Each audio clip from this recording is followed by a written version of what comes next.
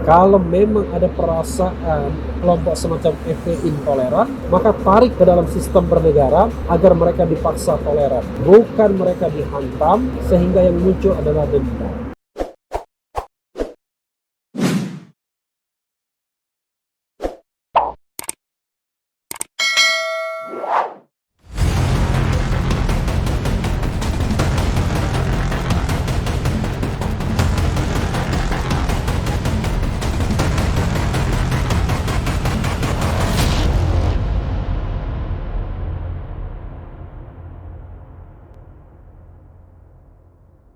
Assalamualaikum warahmatullahi wabarakatuh, Sobat RH sekalian.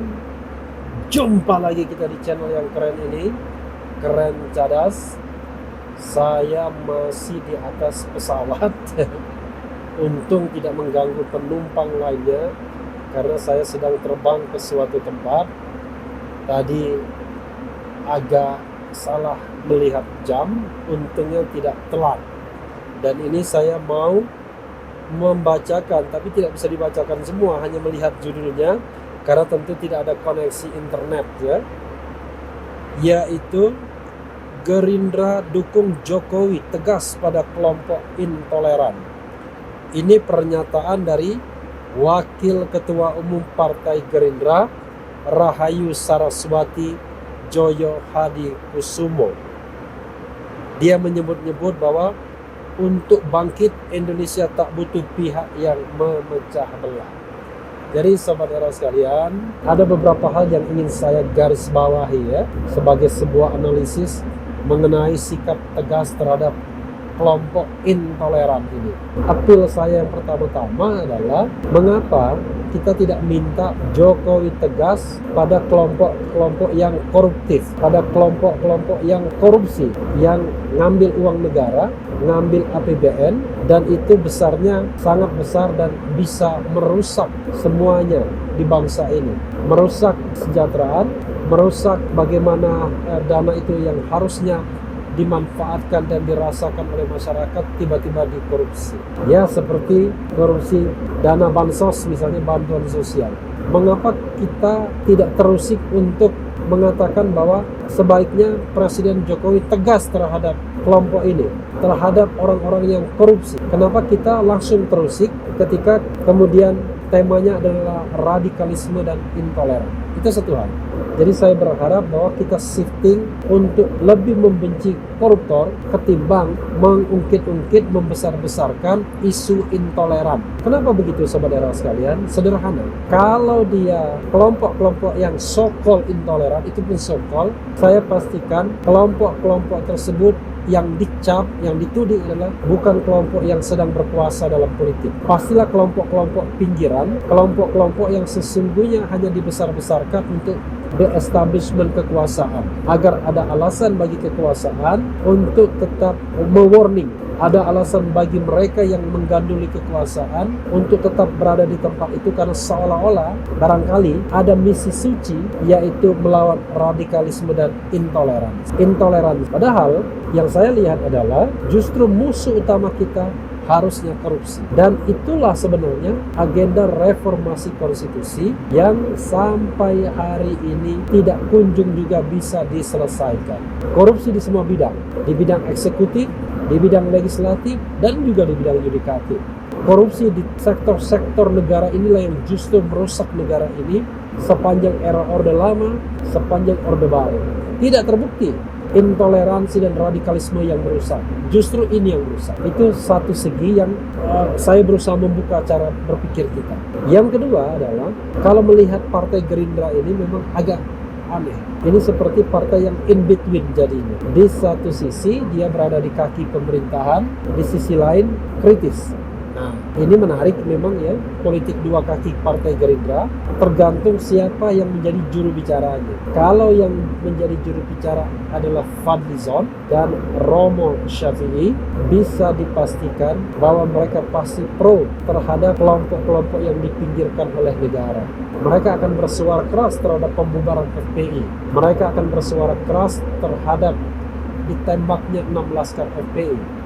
mereka akan bersuara keras terhadap penangkapan dan penahanan Habib Rizik. Tapi rupanya kalau kita dengar dari jurusan lain, ya seperti misalnya jurusan keponakannya Prabowo Subianto, ternyata justru berbanding terbalik, diametral, berhadapan. Suara Saraswati, Sarah ya, tidak lain adalah suara yang memang saat ini dipegang oleh partai-partai pendukung pemerintahan. Tidak heran terhadap pembubaran FPI, sepanjang yang saya tahu, selain individu seperti Fadlizon yang memprotes, partai yang memprotes melalui kader-kadernya dan itu agak solid adalah hanya PKS saja, Partai Keadilan Sejahtera. Hidayat Nur Wahid misalnya mengatakan bahwa pelarangan penyebutan FPI misalnya oleh maklumat Kapolri untuk menghilangkan jejak 6 laskar FPI. Ada kekhawatiran seperti itu. Dia juga kemudian membuat metafora. Kalau ada polisi melakukan kesalahan hukum, apakah institusi kepolisiannya yang harus dibubarkan? Bukankah itu kesalahan individual yang harusnya ditimpakan pada individu tersebut? Sama juga, sebagaimana kalau memang ada kesalahan dari pihak FPI, ya timpakan kepada orang yang bersangkutan dan tidak seharusnya ditimpakan kepada organisasi. Meskipun yang terlibat itu banyak orang, tapi tetap dengan sistem penegakan hukum. Kenapa? Karena yang terlibat, yang tidak terlibat lebih banyak daripada yang terlibat. Itu dua hal, sobat era sekalian. Ya. Berikutnya adalah yang ketiga, saya merasa bahwa sesungguhnya penguasa pemerintah itu tidak kompak, ambivalen. Ada kelompok-kelompok yang memang dengan sengaja selalu menghembuskan isu radikalisme dan intoleransi demi kepentingan dan keuntungan sosial, politik, dan ekonomi. Sekali lagi, demi kepentingan sosial, politik, dan ekonomi. Sementara Presiden Jokowi tidak memiliki formula, tidak memiliki kemampuan untuk berkomunikasi kepada kelompok-kelompok yang harusnya sebagai kepala negara dan kepala pemerintahan, the head of state dan the head of government, dia harusnya memiliki kemampuan itu, kemampuan untuk merangkul semua golongan, bukan untuk membungkul.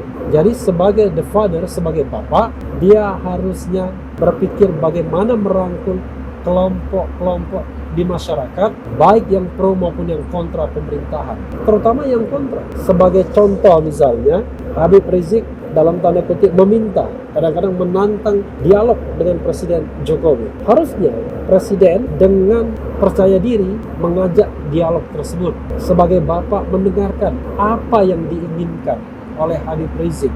Tetapi barangkali nasihat orang-orang sekitarnya mengatakan tidak perlu berdialog, cukup tangkap saja dan ditahan saja. Padahal menurut saya ada peluang kita untuk merangkul FPI ke dalam sebuah sistem bernegara yang jauh lebih baik.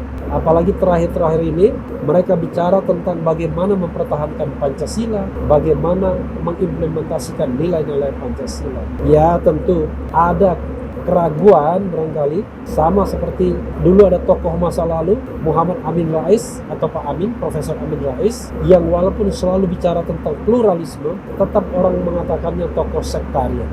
Itu soal lain, karena di dalam bernegara kita memiliki boundary, memiliki batas, yaitu Pancasila dan Undang-Undang Dasar 1945. Jadi kalaupun orang punya preferensi tentang khilafah, tentang apa saja, maka Pancasila dan Undang-Undang Dasar 1945 itulah yang akan menyaring, yang akan menarik mereka kembali ke dalam boundary, ke dalam ring permainan. Karena kalau keluar dari sana, disitulah ada legitimasi bagi negara untuk melakukan yang namanya law enforcement atau penegakan hukum. Ini tidak. Ketika kelompok semacam FPI saya merasa sudah masuk ke dalam ring permainan dengan mengakui Pancasila, dengan mengatakan bahwa mereka akan memperjuangkan bangsa, agama, ya, rakyat berdasarkan Pancasila dan Undang-Undang Dasar 1945, harusnya clue itulah yang ditangkap oleh negara.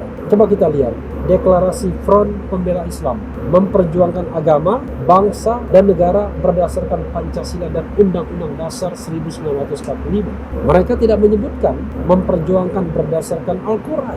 Karena kalau kita bicara Pancasila, dengan sendirinya itu berarti memperjuangkan sesuatu keyakinan juga, karena Pancasila mewadahi juga agama, mewadahi juga keyakinan, dalam sila pertama ketuhanan yang Maha Esa. Itulah sebabnya Bung Karno misalnya ketika berpidato di depan BPUPKI, pernah saya singgung berkali-kali, mengatakan kalau kita ingin nilai-nilai kita diserap, nilai-nilai agama Islam diserap dalam hukum-hukum negara, nilai Kristen diserap dalam hukum negara, maka kirimkanlah sebanyak-banyaknya wakil rakyat di DPR agar hukum-hukum yang dibentuk oleh wakil rakyat tersebut didasarkan pada nilai-nilai agama, nilai-nilai Islam misalnya. Jadi, memperjuangkan nilai-nilai itu ke dalam hukum negara sah, tidak ada yang salah karena negara kita bukan negara sekuler, walaupun bukan juga negara agama. Jadi, nilai-nilai keislaman tersebut dimasukkan ke dalam sebuah undang-undang. Maka, kita sudah menyaksikan misalnya soal haji, itu adalah rukun Islam yang terakhir bagi umat Islam, tetapi haji kemudian ada undang-undangnya. Zakat juga ada undang-undangnya. Jadi sobat RH sekalian, harusnya saya merasa negara mulai menampilkan dirinya sebagai bapak, sebagai orang tua, sebagai sosok yang berjiwa besar, tidak gampang mengkriminalkan satu kelompok masyarakat yang kebetulan kritis, tidak gampang menyingkirkan kelompok masyarakat yang barangkali tidak sejalan. Negara harus merangkul semuanya dan tidak boleh memukul. Jadi sekali lagi soal intoleransi, dukungan Gerindra terhadap sikap tegas intoleransi, saya mengatakan kenapa pendekatan kita tidak kita ubah. Pendekatan kita adalah pendekatan kasih sayang, pendekatan rasa keadilan, pendekatan humanisme kemanusiaan. Jadi kalau memang ada perasaan kelompok semacam FPI intoleran, maka tarik ke dalam sistem bernegara agar mereka dipaksa toleran, bukan mereka dihantam sehingga yang muncul adalah dendam. Sekali lagi bagus ya rimanya, bukan dihantam sehingga yang muncul adalah dendam. Ya, sobat era sekalian, itu saja video dari atas pesawat ini. Mudah-mudahan suaranya jelas. Yang penting tetap di channel ini, karena di channel ini Anda akan dirayu, ditipu, dibaperin, dicecar, diuber pula di jalur khusus. Karena channel ini adalah channel yang mengancam, memeras, dan membenci. Jangan lupa subscribe, like, comment, and share.